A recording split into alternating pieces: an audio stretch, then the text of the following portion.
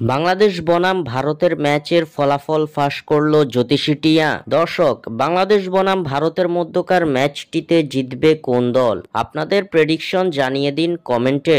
FC Asian cup কোয়ালিফিকেশনের তৃতীয় রাউন্ডের ম্যাচে চিরপ্রতিদ্বন্দ্বী ভারতের মুখোমুখি হতে যাচ্ছে বাংলাদেশ। আগামী 25 মার্চ মঙ্গলবার ভারতের বিপক্ষে লড়বে বাংলাদেশ ফুটবল দল।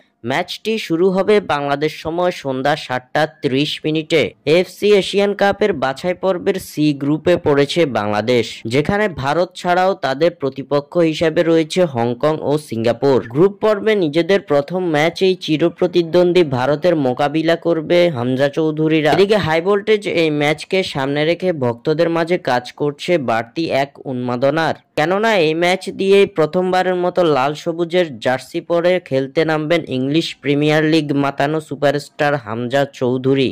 ইতিমধ্যে জাতীয় দলের সঙ্গে যোগ দিয়েছেন হামজা। এছাড়াও এই ম্যাচ দিয়ে নিজের অবসর ভেঙে আবারও জাতীয় দলের হয়ে খেলতে নামবেন ভারতীয় ফুটবলের সবচেয়ে বড় তারকা সুনীল ছেত্রী।